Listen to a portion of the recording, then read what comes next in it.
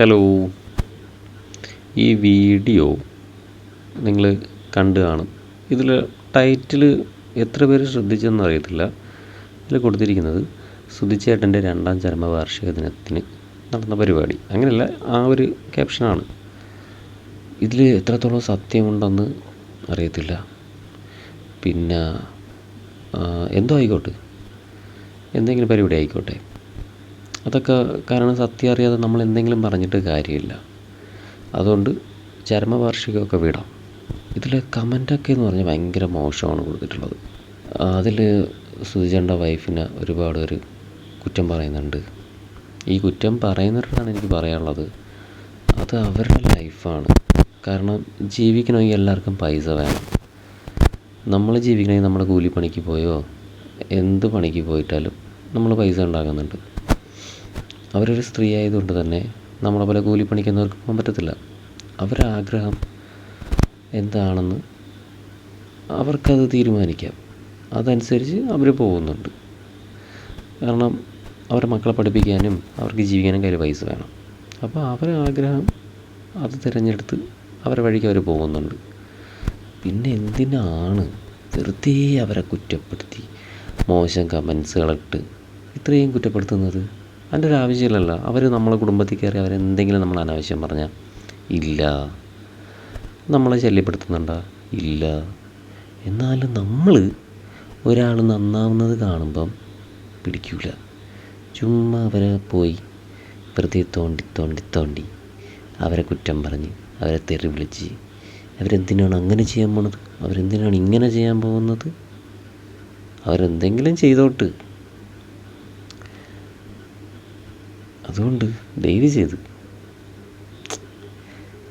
അവർ ജീവിക്കുന്നു, അവർ പൈസ ഉണ്ടാക്കുന്നു, അവരുടെ ലൈഫല്ലേ.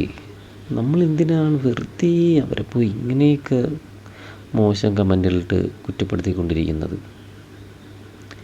ആ കമൻ്റ് ഇടുന്ന സമയം കൊണ്ട് നമ്മൾ ചിന്തിക്കണം, നമ്മൾ എന്തുണ്ടാക്കി. ഒരു പിണ്ണാക്കം ഉണ്ടാക്കി കാണൂല. നമ്മൾ കൂലിപ്പണിക്ക് പോയാൽ വൈകിട്ട് 1100 രൂപ 1000 രൂപ കയ്യിൽ കിട്ടും. അവർ ഒരു ആൽബം ചെയ്തോ എന്തെങ്കിലും ഷൂട്ട് നടത്തിയോ അവർ ലക്ഷങ്ങളുണ്ടാക്കണം. അപ്പോൾ നമ്മൾ ചിന്തിക്കണം, സ്വയം ചിന്തിക്കണം, നമ്മൾ എന്തിനുണ്ടാക്കി. നമ്മളൊരു കുന്തം ഉണ്ടാക്കി കാണില്ല. അക്കൗണ്ട് 0 ബാലൻസ് ആയിരിക്കും, അവരുടെ അക്കൗണ്ട് ലക്ഷങ്ങളായിരിക്കും. മനസ്സിലായില്ലേ? അതുകൊണ്ട് കഴിവുള്ളവന്മാർ ഇതുപോലെ രക്ഷപ്പെടും. കഴിവില്ലാത്തവന്മാർ മൂഞ്ചിക്കൊണ്ടിങ്ങനെ ഇരിക്കും, മറ്റുള്ളവരെ കുറ്റവും പറഞ്ഞ്.